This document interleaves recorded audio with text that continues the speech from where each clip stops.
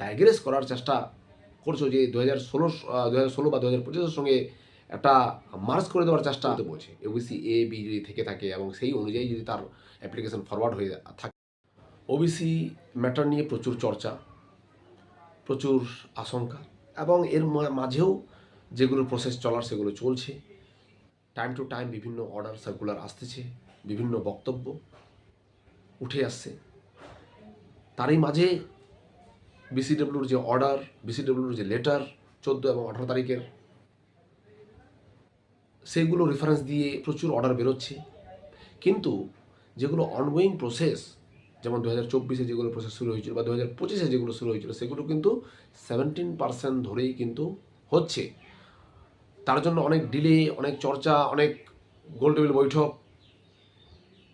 আইনি জটিলতা, সমস্ত বিচার বিবেচনা কিন্তু ব্যাপার থাকে। সমস্ত কিছু কেটে যদিও অনগোয়িং প্রসেস হিসেবে চলছে 17% ধরেই,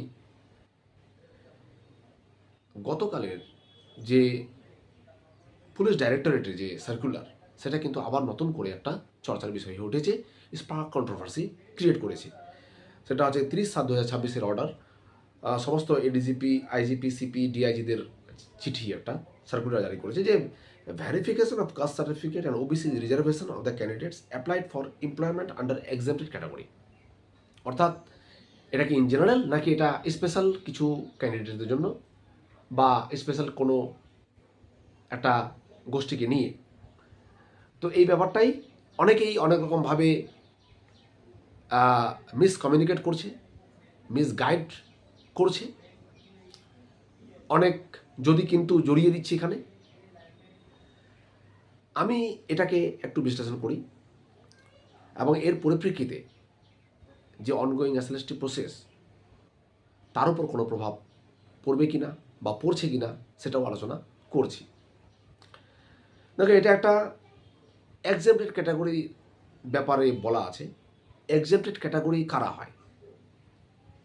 বিভিন্ন ক্ষেত্র থেকে যারা সরকারের কাছে দাবিদার হয়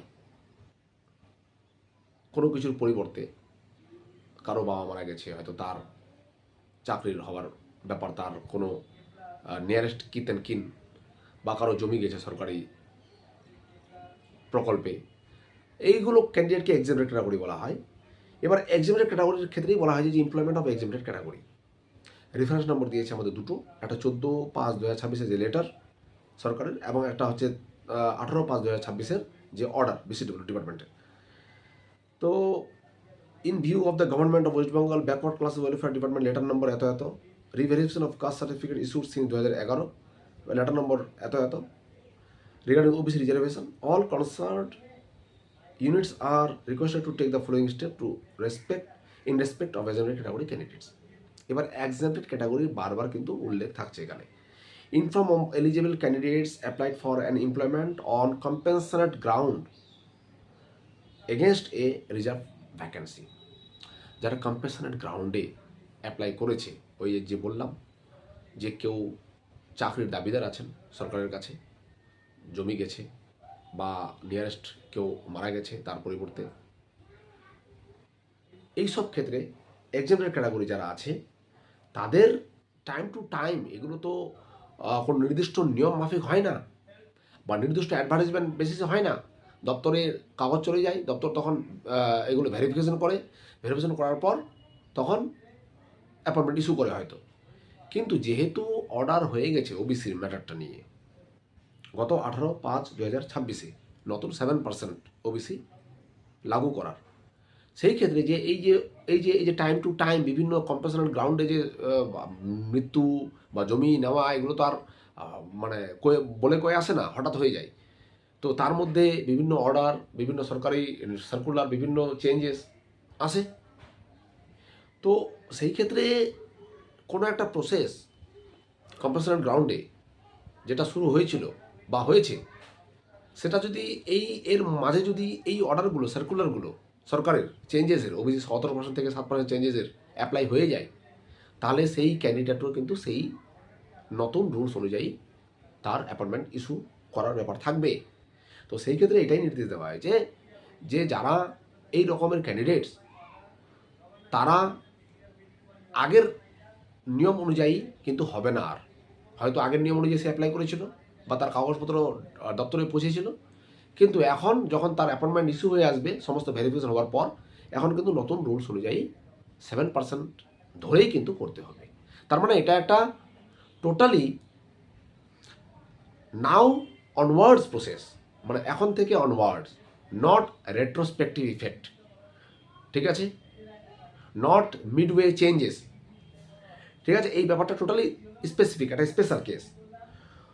তো এই রকম ক্ষেত্রে যারা যারা বিভিন্নভাবে এটাকে ডাইগ্রেস করার চেষ্টা করছো, যে 2016 বা 2025-এর সঙ্গে একটা মার্জ করে দেওয়ার চেষ্টা হচ্ছে, এটা কিন্তু ঠিক না, ঠিক আছে।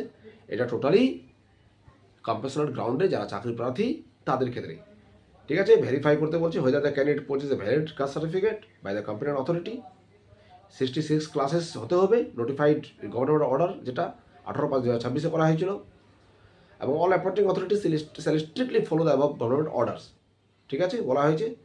In case where the candidate is belonging to SC, ST, OBC or B caste and whose proposal has been already been forwarded to the government approval for appointment, the concerned appointing authority units are hereby instructed to, আমি যেটাই বললাম যে appointing অথরিটিকে এটা start করা হচ্ছে যে immediately verify the validity of the caste certificate in terms of the notification number. If the caste certificate is found to be invalid, cancelled or otherwise not in the conformity with the aforesaid government orders, the matters should be reported to the office immediately. মানে এটা এগুলো করতে বলছে। OBC A B যদি থেকে থাকে এবং সেই অনুযায়ী যদি তার অ্যাপ্লিকেশন ফরওয়ার্ড হয়ে থাকে, তাহলে এখনকার যে বিধি, যে নিয়ম অনুযায়ী সেগুলো কিন্তু মানে সরাসরি অ্যাপয়েন্টমেন্ট ইস্যু করা হবে না, তার চেয়ে বরং অ্যাপয়েন্টিং অথরিটিকে বা সংশ্লিষ্ট দপ্তরের গোচরে নিয়ে আসতে হবে, ঠিক আছে।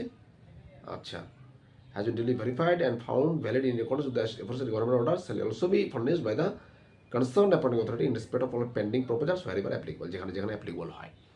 যাই হোক, মুদ্রা কথা এটাই, তার সঙ্গে SLST 2025-এর কোনো যোগ নেই বা এটা হওয়ারও কোনো অবস্থা নেই।